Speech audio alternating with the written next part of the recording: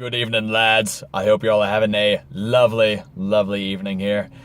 Got some questions. I wrote them down because I record on my phone, so I can't have the questions on my phone and read them from there, unfortunately. That's, I guess, kind of the one drawback to having everything all in one little convenient package there. But anyhow, yes, Q&A session today. First question, should you stop watching porn? Yes, stop watching porn. Next question here. Basically, I just kind of went through a bunch of the comments, the old comments and stuff, and found a few questions that, usually I answer these questions within the comments, but I'm going to go ahead and put a video out there just to answer them in that format as well. So, anyway, first question. Does quitting video games help you to quit porn? I would say so. Yes, I think it does. Because at the end of the day, you are learning discipline, you're learning impulse control. I'm going to shine this flashlight in my face because I want to. Helps you to learn impulse control, helps you to learn just how to say no to things that you want to do.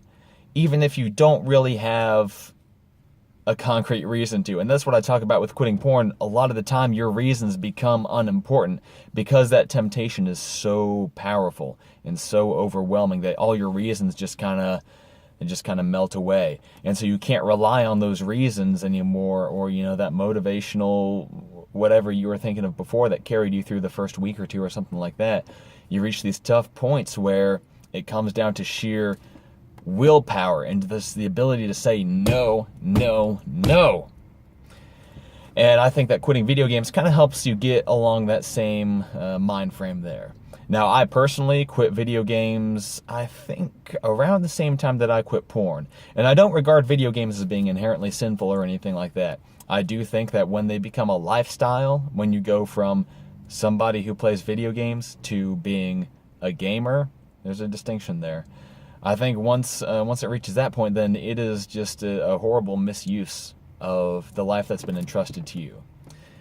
Playing video games occasionally, or playing in where it's basically in the same context as a board game. In other words, you're sitting with your buddies, on the couch or whatever, playing a game together. Okay, sure, that's fine. I don't really have a problem with that. But when gaming becomes a lifestyle, it becomes just this continual waste of time. Just like watching TV too much can become just this horrible, horrible waste of time. Or really too much of a lot of things can become a horrible waste of time. You can get addicted to, well, maybe you can. But, playing card games too much even can become just a really bad thing. So don't let it become a huge part of your life.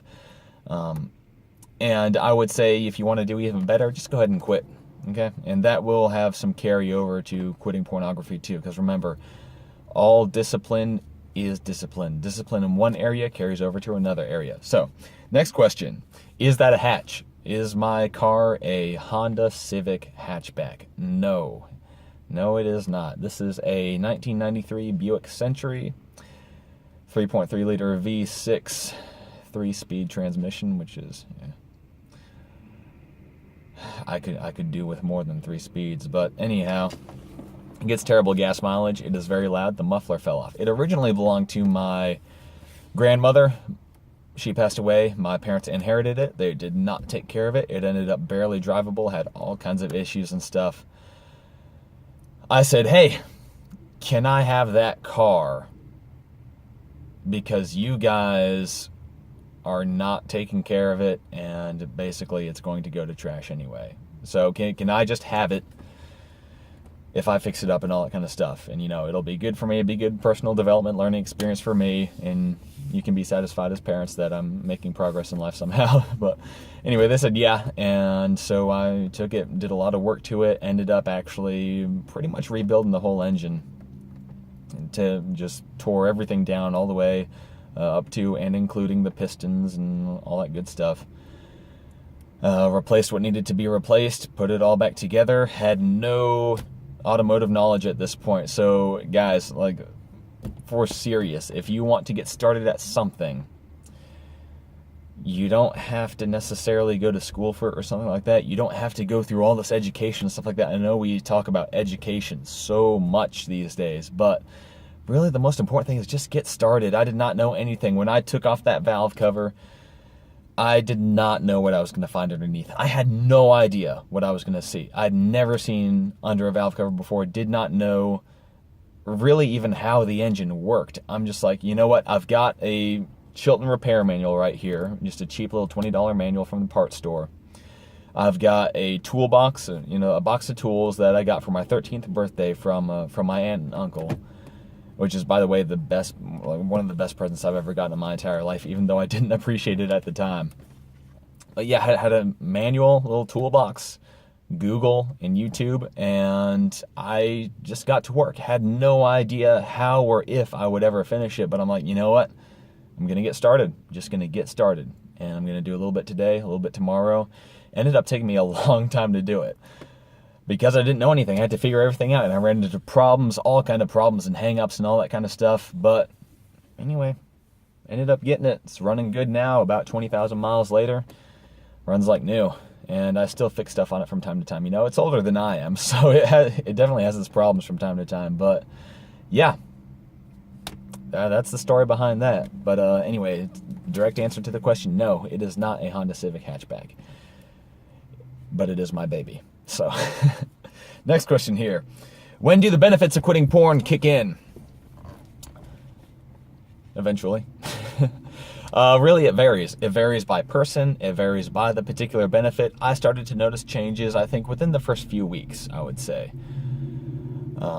And I still notice changes to this day. A lot of the stuff that's more deeply rooted will take longer to go away.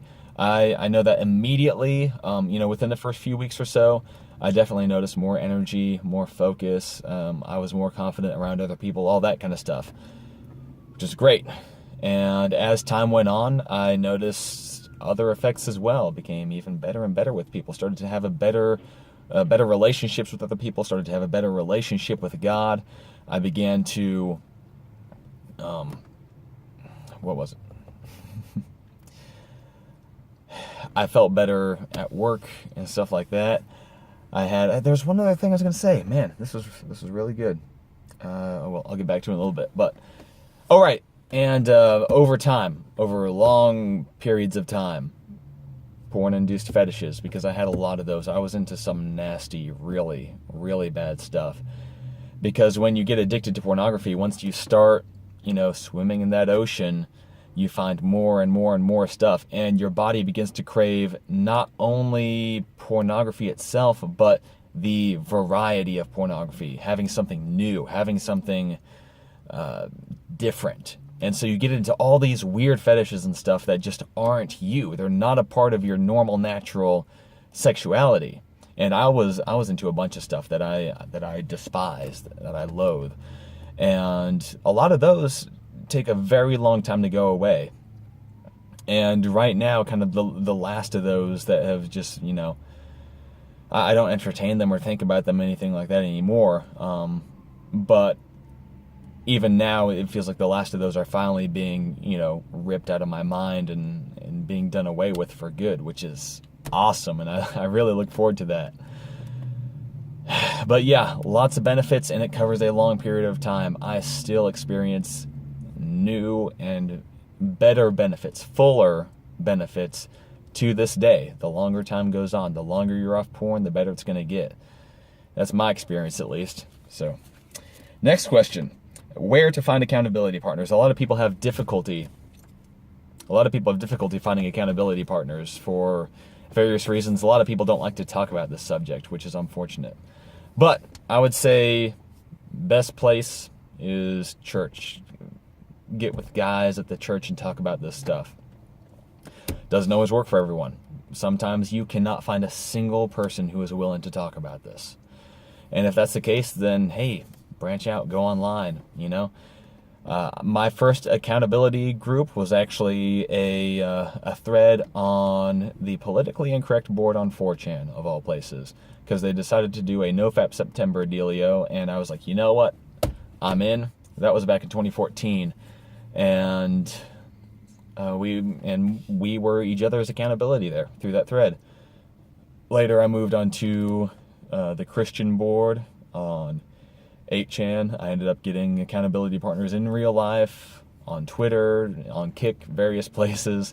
I'm actually involved with quite a few people at this point, but, you know, all over the place, in real life, online, wherever you can get it. Just find some godly accountability partners. Now, that was not the case when I was on the politically incorrect board on 4chan.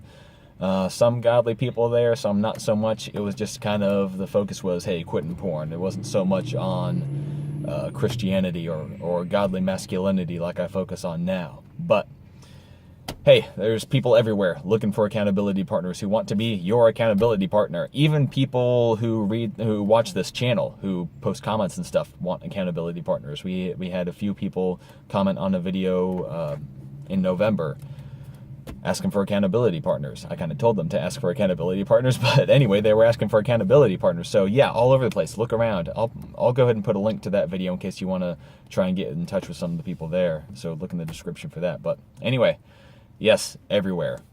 Look at church first, and after that, I would say look online or to your friends or whoever.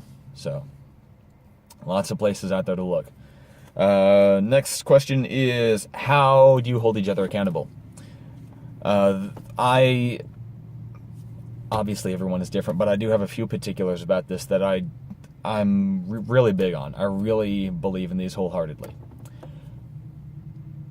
The person should not have to come hunting you down to find out when you last relapsed or something like that.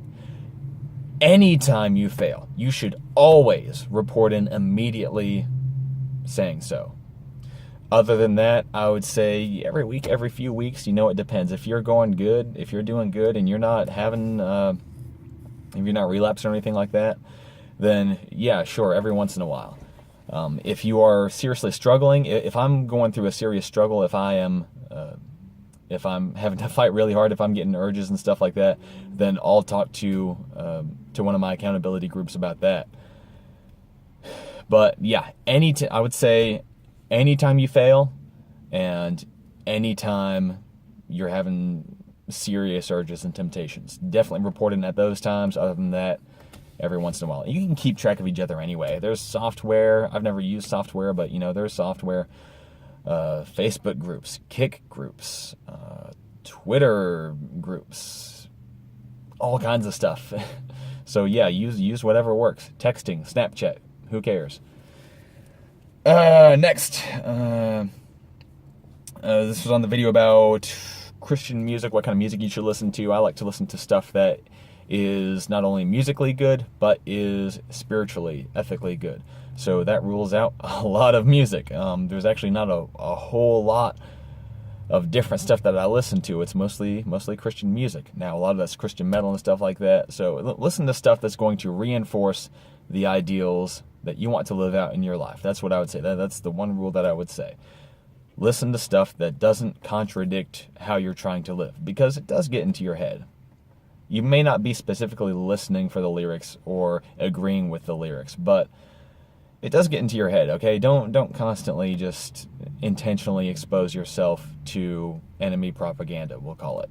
So, I personally listen to a lot of Demon Hunter, Project 86, Disciple, DC Talk. All of these have had a significant effect on my life and on my spiritual walk. A lot of worship music, a lot of Red, The Showdown. I could go on and on. There's so much, but I definitely tend towards Christian rock and metal and stuff like that. I've been big into Manifest lately, 1,000 Foot Crutch, whatever. I liked Skillet when I was younger. I don't really listen to Skillet anymore, but yeah, I did at one point. But anyway, all kinds of different stuff. So, next question. Are you a bodybuilder? No, I work out. I'm not a bodybuilder.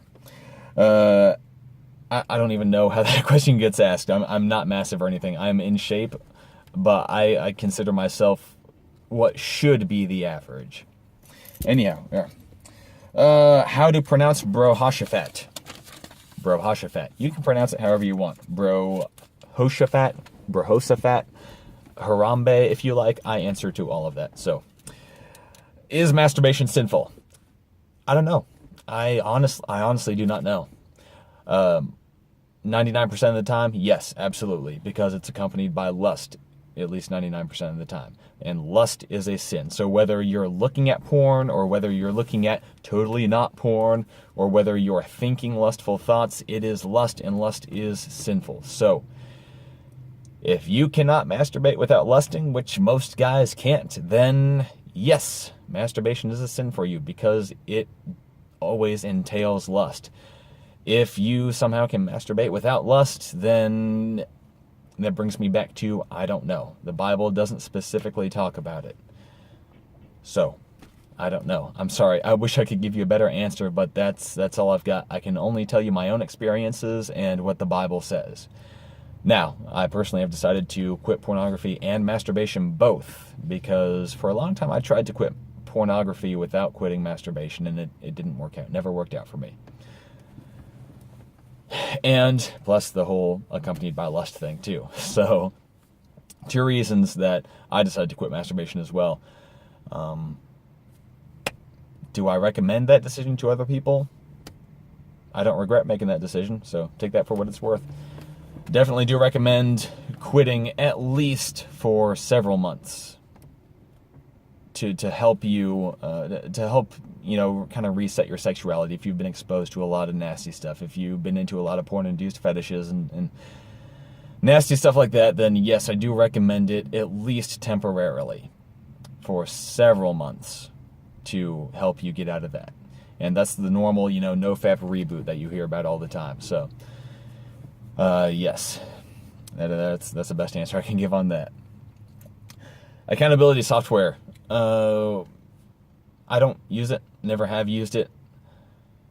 Sure, I do recommend it. I just personally don't use it myself. It's never really been something that I got into. I've been more into just regular human contact with others. So whether that's online or face-to-face, or just people in real life. I'm more about accountability groups, accountability partners, communicating normally than through software. But if software helps, then use it, by all means. Do you check out women in real life? That is something that I try to avoid, but you know what? I still struggle with it. That is something that I do fail in from time to time. And I do believe that it is possible to gain victory in that area too. There's definitely a difference between recognizing that somebody is attractive and looking in a lustful manner. Do I leer at women? Do I stare at them or anything like that? No. Basically, where I'm at right now is I immediately stamp out any kind of lust. So if I'm looking, how do I put this? Okay. Girl's cute. Sure, that's fine. If I'm looking at her and I recognize that my brain is not in a place where it's supposed to be when I'm seeing her, then I'll look away.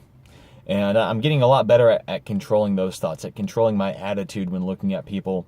At this point, I can honestly say there's never anything that lasts for more than a fraction of a second, just because I take it very seriously. Lust is sin. Jesus said that if you look after a woman to lust after her, then you have committed adultery in your heart. That is a big deal. And I know everyone will say, well, that's just the way men are. You can't control yourself to that extent. Maybe you can quit porn. Maybe you can quit masturbation. Maybe you can do all that, but you can't never lust. I believe you can. And I've gained an enormous amount of control over my mind compared to where I was before, to the point where I believe that I am close to victory in that regard as well. And you know what? That's great. But yes, just being totally honest, that is something that is that's still difficult for me. It's still difficult to see somebody who's extremely attractive and to just look at them as I would anyone else. It's difficult, and I don't always succeed in that manner. But I will say it's been getting a lot better. I've been getting a lot better at it. I've been a lot better at bouncing the eyes as I I think it was Stephen Arterburn in his book, Every Man's Battle. I think he put it that way, balancing the eyes. In other words, you see something, you're like, well, I'm not seeing this the way I should be seeing it. And so look away, just immediately, bounce away, bounce away. It works, you know? And then just focusing on keeping your mind clean and not entertaining lustful thoughts, that helps a lot too. These two things go hand in hand, and they really help out with that. And again, I believe it is possible to be absolutely victorious against lust. Even for men, even for young men like me, young, energetic, masculine men like me with plenty of testosterone, yes, it is possible. All right? Anyway, that's it for now. I hope that answers those questions adequately. I want to do more of these videos. So, leave questions in the comments or shoot me messages or whatever. I would like to do more Q&As, all that kind of stuff, and actually address the stuff that you guys really want to hear about. So, let's do that. Leave questions, comments, anything, whatever. If you want clarification, that too.